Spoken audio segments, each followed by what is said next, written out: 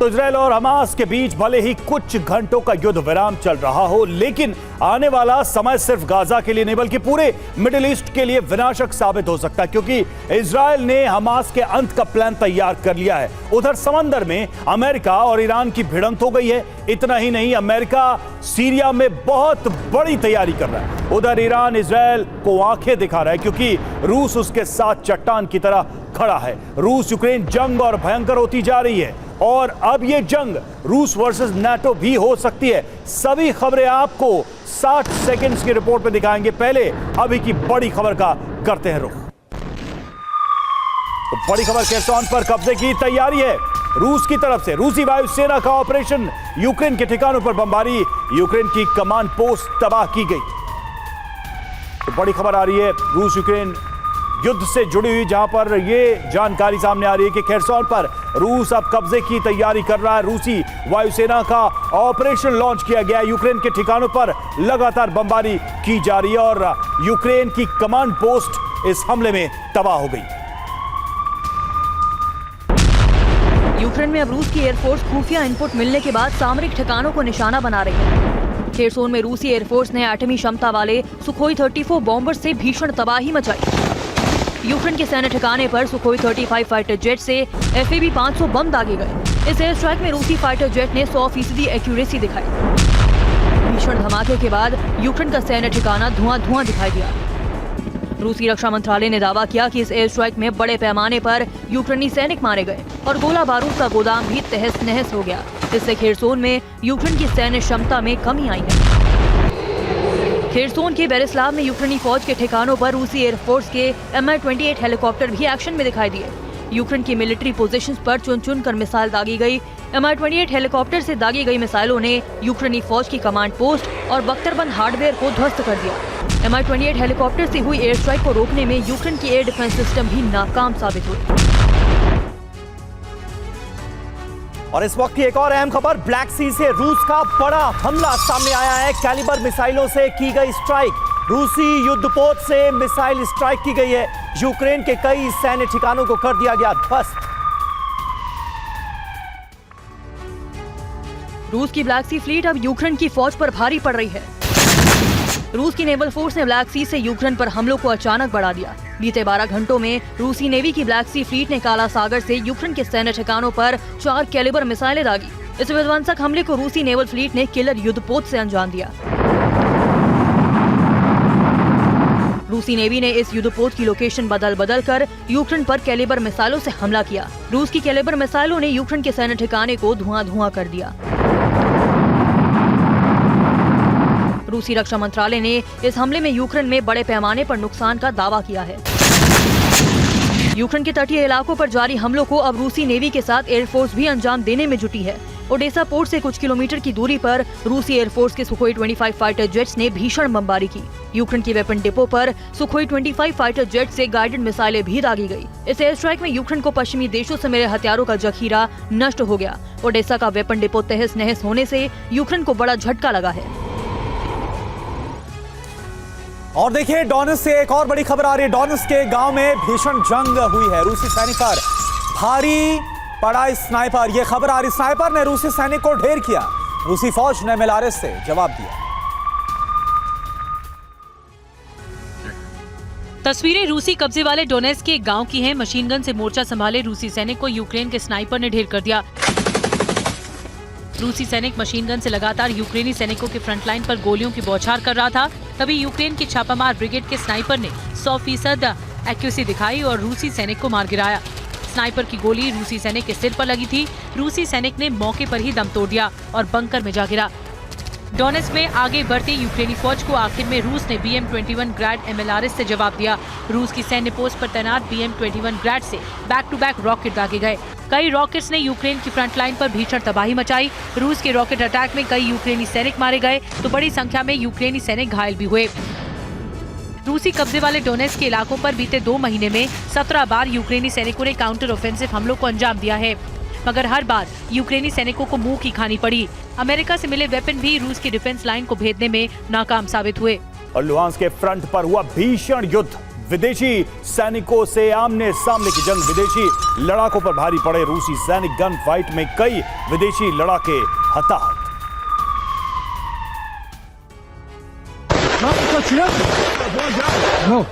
Ukraine की तरफ से जंग में उतरे विदेशी लड़ाकू ने रूसी कब्जे वाले इमारत पर ग्राउंड अटैक कर दिया। विदेशी लड़ाकों और रूसी डिफेंस फोर्स के सैनिकों में 3 घंटे तक आमने सामने की जंग हुई। यूक्रेन के विदेशी लड़ाकों ने पेड़ों के पीछे छिपकर रूसी साइड पर गोलियों की बौछार की। इस बीच कई मोर्टार और रॉकेट भी रूसी सैनिकों की कब्जे वाली इमारत पर दागे गए। रूसी सैनिकों ने भी इस हमले का माकूल जवाब दिया। यूक्रेन के विदेशी लड़ाकों के हाथों में नेटो देशों से मिली राइफल और मैनपैड भी थे। 3 घंटे तक भीषण गोलाबारी के बावजूद यूक्रेन के विदेश लड़ाके रूसी सैनिकों के कब्जे वाली इमारत पर कब्जा नहीं कर पाए। रूसी सैनिकों की सामरिक पोजीशन मजबूत होने की वजह से यूक्रेन के विदेशी लड़ाकों को हार का सामना करना पड़ा। इस भीषण गन फाइट में बड़े पैमाने पर विदेशी लड़ाके हताहत हुए। रूसी सैनिकों के युद्ध लड़ने का अनुभव इन विदेशी लड़ाकों पर भारी पड़ा। रूसी सैनिकों ने चुन चुनकर विदेशी लड़ाकों को निशाना बनाया तो इस फ्रंट पर यूक्रेनी डिफेंस लाइन के पैर उखड़ चुके हैं। और इस बीच यूक्रेन की चिंता बढ़ाने वाली खबर आ रही है। यूक्रेन में और चेचन लड़ाकों की तैनाती कर दी गई है। रमजान कादिरोव का बहुत बड़ा दावा सामने आया। यूक्रेन के विनाश तक अब ये जंग जारी रहेगी, ये कहा है कादिरोव ने। यूक्रेन के खिलाफ अब चेचन फोर्स नए मोर्चों पर जंग में उतरेगी। राष्ट्रपति पुतिन से निर्देश मिलने के बाद चेचन कमांडर रमजान कादिरोव ने नए टास्क पर काम शुरू कर दिया। रमजान कादिरोव को यूक्रेन में खेरसोन के कुछ इलाकों पर कब्जे का टास्क मिला। इस बड़े सैन्य अभियान को अंजाम देने से पहले रमजान कादिरोव ने चेचन फोर्स के 3000 खूंखार सैनिकों को जंगी निर्देश दिए और वॉर प्लान के बारे में विस्तार से बताया। चेचन फोर्स के इन 3000 सैनिकों को यूक्रेन जंग के लिए सख्त ट्रेनिंग देकर तैयार किया गया है। सैन्य ट्रेनिंग मिलने के बाद अब चेचन फोर्स खेरसोन में यूक्रेन की फ्रंट लाइन पर सीधा हमला करेगी। रमजान कादिरोव ने दावा किया कि चेचन फोर्स जल्द खेरसोन फतेह करेगी और यूक्रेन युद्ध में कुछ महीनों के अंदर रूस की जीत होगी। चेचन फोर्स को इस बार ग्राउंड ऑपरेशन के लिए गुरिल्ला युद्ध की ट्रेनिंग भी मिली है ताकि छापामार अभियानों के जरिए यूक्रेन के सैन्य काफिले को आसानी से निशाना बनाकर नष्ट किया जा सके। तो चेचन फोर्स के इस मिलिट्री ग्रुप में कुछ फिदायीन लड़ाके भी हैं जिन्हें जरूरत पड़ने पर सुसाइड अटैक के लिए इस्तेमाल किया जाएगा।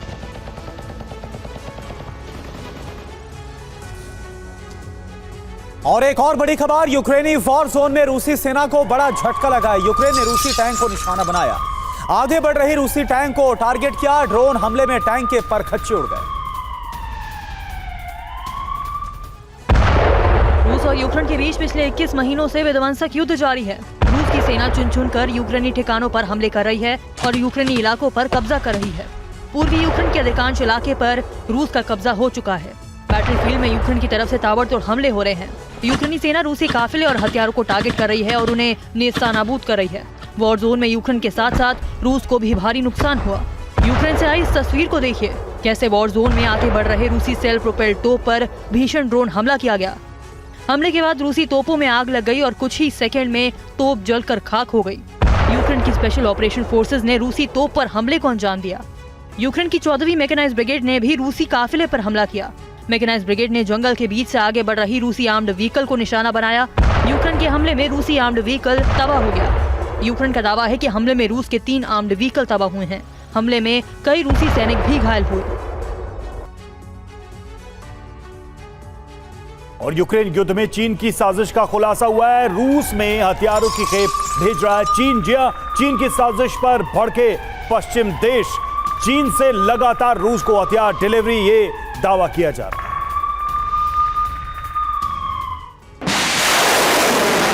यूक्रेन युद्ध में चीन की बड़ी चाल सामने आई। ग्लोबल विलेन चीन के बारूद से पूरा यूक्रेन झुलस रहा है। चीन लगातार हथियारों के साथ गोला बारूद की खेप रूस भेज रहा है। मेलिटोपोल में रूसी फौज के सैन्य बेस पर चीन के मोर्टार और शेल्स की बड़ी खेप नजर आई।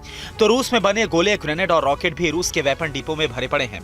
रक्षा एक्सपर्ट्स के मुताबिक रूस के पास चीन के हेबई में बना 60 mm मोर्टार का भंडार है। 60 mm मोर्टार का इस्तेमाल रूस ने यूक्रेन युद्ध में बड़े पैमाने पर किया। यूक्रेन युद्ध की शुरुआत में चीन से बुलेट प्रूफ जैकेट, सैनिकों के टैंक, हल्की राइफल, स्माइल रेडार सिस्टम भी रूस भेजे गए हैं। तो लाखों की संख्या में स्मॉल ड्रोन भी सप्लाई किए गए हैं। चीन के स्मॉल ड्रोन टोही ऑपरेशन के अलावा फिदायन अटैक करने में भी सक्षम है। रूस भेजे गए चीन के हथियारों से पश्चिमी देशों में हड़कंप मचा हुआ है, तो सुपर पावर अमेरिका ने भी चुप्पी साध रखी है। यूक्रेन युद्ध में पर्दे के पीछे से चीन ने बड़ी भूमिका निभाई है और रूस का सबसे बड़ा सैन्य मददगार बनकर पश्चिमी देशों को बड़ी चुनौती पेश की है।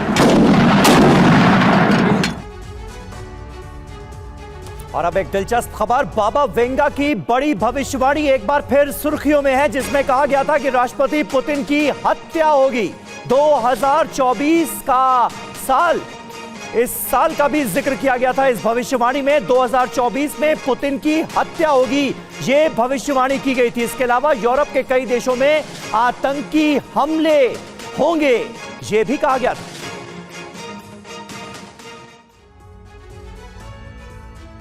रूस यूक्रेन जंग के बीच दुनिया भर में मशहूर बाबा वेंगा की भविष्यवाणी एक बार फिर से चर्चा में है। बाबा वेंगा ने साल 2024 और पुतिन को लेकर कई दावे किए। बाबा वेंगा की भविष्यवाणी के मुताबिक अगले साल यानी कि 2024 में राष्ट्रपति पुतिन की हत्या हो जाएगी और यह हत्या रूस का ही कोई नागरिक करेगा। हालांकि बाबा वेंगा की भविष्यवाणी पर रूस की तरफ से अभी तक कोई प्रतिक्रिया नहीं आई है। बाबा वेंगा ने खतरनाक हथियारों को लेकर भी भविष्यवाणी की है।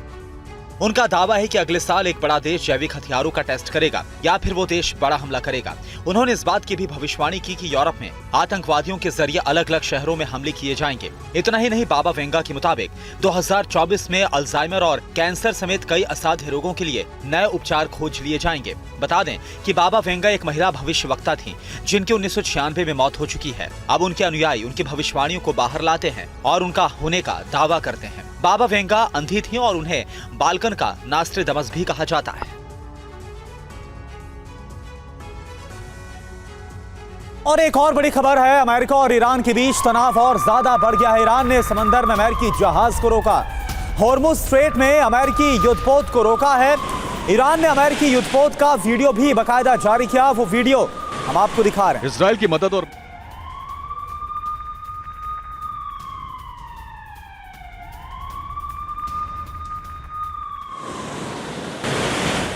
की मदद और मध्य पूर्व में वॉरशिप की तैनाती के बाद अमेरिका और ईरान के बीच तनाव चरम पर है।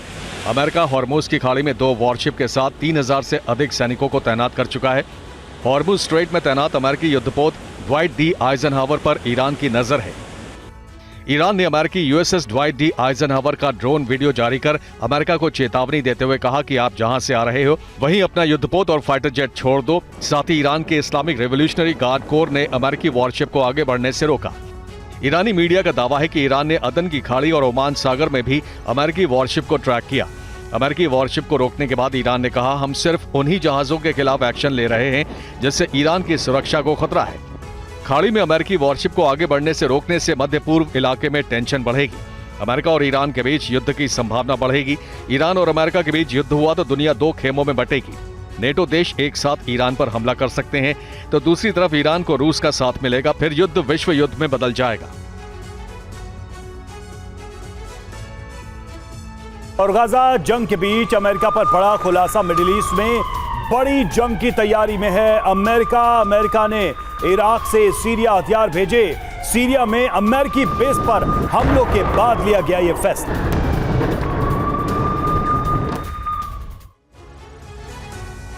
इजराइल हमास में भले ही कुछ दिनों का युद्ध विराम चल रहा हो, लेकिन मिडिल ईस्ट में आने वाले दिनों में भयंकर तनाव पैदा हो सकता है। मिडिल ईस्ट में अमेरिका बड़ी तैयारी में जुटा है। इसी तैयारी के तहत अमेरिका ने बड़े पैमाने पर इराक से सीरिया घातक हथियार भेजे हैं। सुरक्षा सूत्रों का कहना है कि अमेरिका पिछले कुछ दिनों में इराक से उत्तर पूर्वी सीरिया में अपने ठिकानों पर हथियारों का जखीरा भेज रहा है। सीरिया के अपने ठिकानों पर अमेरिका ने अब तक काफी संख्या में एंटी ड्रोन और मिसाइल भेजे हैं। इसके अलावा काफी संख्या में रक्षा उपकरण भी सीरिया भेजे गए हैं। अमेरिका ने अपने ये हथियार अल हरीर एयरबेस से सीरिया के अल हसाका बेस पर ट्रांसफर किए हैं। हथियार आने के बाद अल हसाका बेस की सुरक्षा कड़ी कर दी गई है। दरअसल पिछले कुछ दिनों में इराक और सीरिया में अमेरिकी सैन्य बेस पर कई बार हमले हुए हैं। इन हमलों में अल हरीर एयरबेस भी शामिल है, जहां ड्रोन हमला हुआ था। अमेरिका को ईरानी मिलिशिया ग्रुप से हमले का खतरा है। माना जा रहा है कि इन हमलों का जवाब देने के लिए हथियारों और सैन्य उपकरणों को एक जगह से दूसरी जगह भेजा जा रहा है।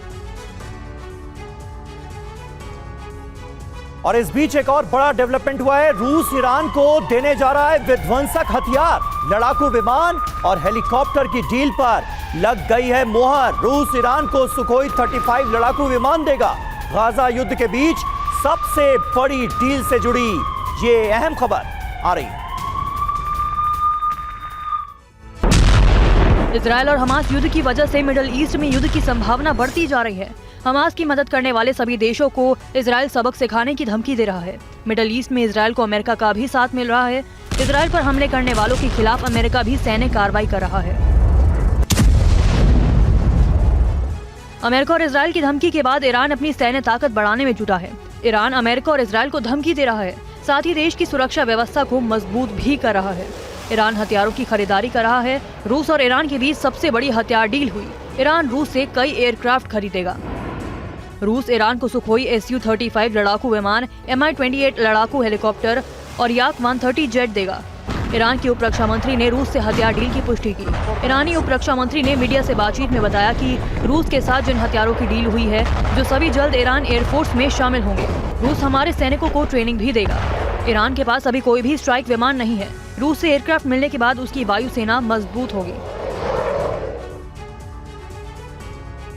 मिडिल ईस्ट के जंगी मैदान में अमेरिका की सैन्य तैनाती बढ़ गई है। ईरान के खिलाफ पेंटागन का नया वॉर प्लान जो तैयार हुआ है, आप देखिए। पेंटागन का मिडिल ईस्ट प्लान तैयार है। उत्तरी इराक में सुरक्षा सूत्रों ने कहा कि अमेरिका ने पिछले 2 दिनों में उत्तर पूर्वी सीरिया में अपने ठिकानों पर रक्षा, एंटी ड्रोन और मिसाइल हथियारों सहित विभिन्न सैन्य उपकरणों को सीरिया के जंगी मैदान में शिफ्ट किया है। अमेरिका के विशेष सैन्य उपकरणों को अल हरीर एयरबेस से सीरिया के अल हसाका ट्रांसफर किया गया। पिछले कुछ दिनों में इराक और सीरिया में अमेरिकी सैन्य बेस पर कई बार हमले किए गए। इन हमलों में एन अल असद एयरबेस भी शामिल है, जहां ड्रोन हमला हुआ था। माना जा रहा है कि अमेरिका इन हमलों का जवाब देने के लिए सैन्य उपकरणों को एक जगह से दूसरी जगह पहुंचा रहा है। इजरायल को हथियारों की खुली छूट देकर अमेरिका हूती और हिजबुल्लाह को भी साधना चाहता है, ताकि इजरायल को इस जंग में आसानी हो। खबर है कि हूती और हिजबुल्लाह को हथियार ईरान से ही मिल रहे हैं। ऐसे में अमेरिका का भी काउंटर प्लान तैयार है। इराक के सैन्य ठिकानों पर अमेरिका ने सैन्य तैनाती बढ़ाई है, तो भूमध्य सागर से अरब सागर तक अमेरिकी नेवी को भी रेडी टू अटैक मोड में रखा गया है। और गाजा जंग पर अमेरिका को विध्वंसक सलाह। इजरायली मीडिया की रिपोर्ट में सलाह, अमेरिका को ईरान पर हमला करना होगा। इजरायल को बचाने के लिए हमला जरूरी। इजरायल पर हमले के पीछे ईरानी साजिश।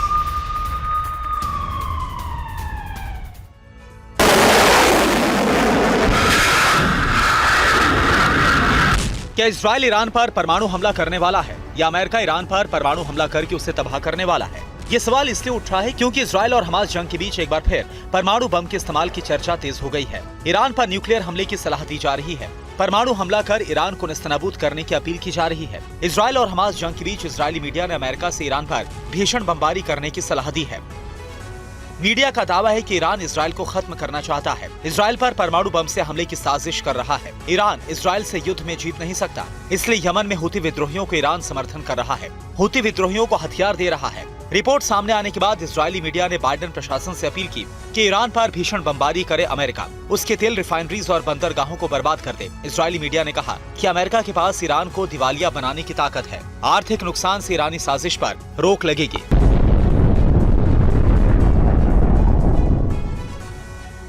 और फिलहाल खबरों में आगे बढ़ते हैं। हमास को लेकर गाजा में बड़ा सर्वे किया गया है। गाजा को हमास पर भरोसा नहीं। जी हां, ये बड़ी फाइंडिंग निकलकर सामने आई है इस सर्वे की। गाजा के 67% लोगों ने हमास को नकारा है।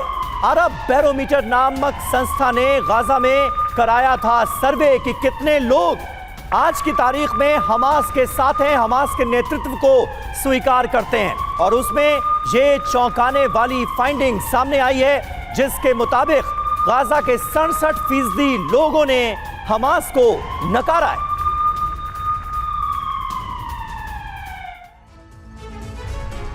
इजराइल और हमास की जंग ने पूरी दुनिया को दहला दिया है। गाजा पर हमले को लेकर दुनिया 2 खेमों में बटी हुई है। हमास को लेकर दुनिया की राय बटी हुई है।